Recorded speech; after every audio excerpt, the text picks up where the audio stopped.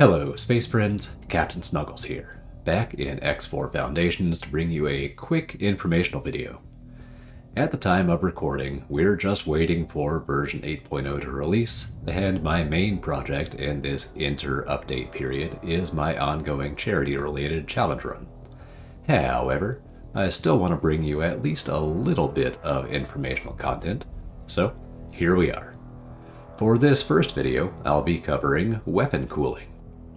You've all seen the heat bar that builds up when you fire your ship's main weapons.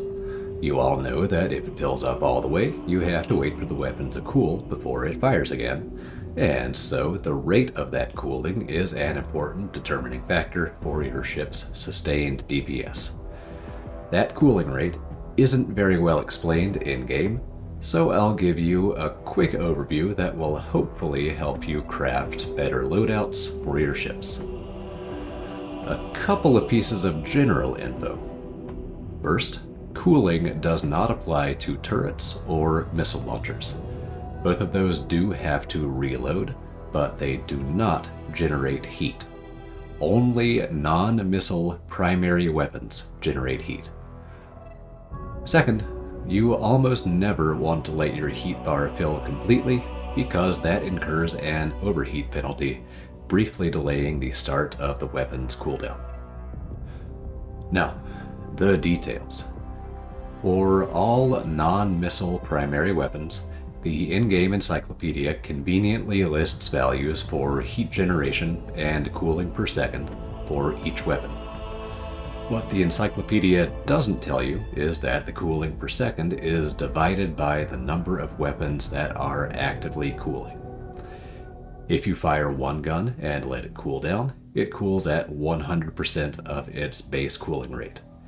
If you fire two guns, they each cool down at 50% of their base cooling rate.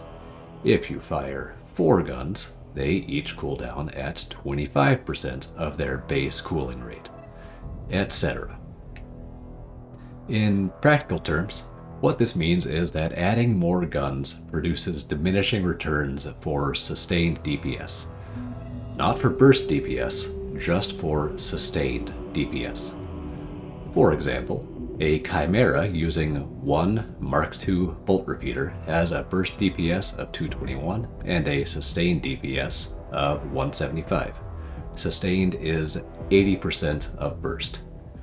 If you instead use 5 bolt repeaters, the burst DPS becomes 1103 and the sustained DPS becomes 546.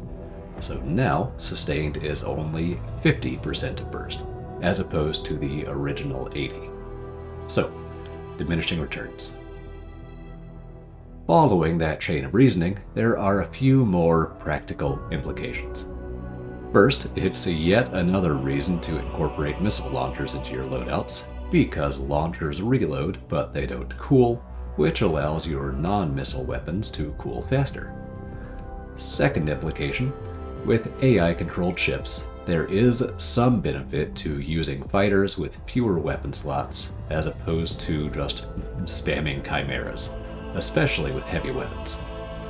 And third implication, using multiple firing groups of specialized weapons that you fire separately can produce higher sustained DPS than just having a single group of general use weapons.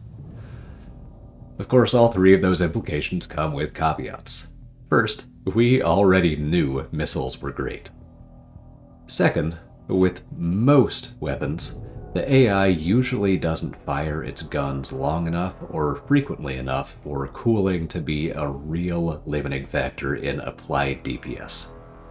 And third, X4 is not a combat flight simulator. Its combat tends to be simplistic, and simple loadouts with a bunch of general-purpose weapons are usually more than good enough for anything the game can throw at you.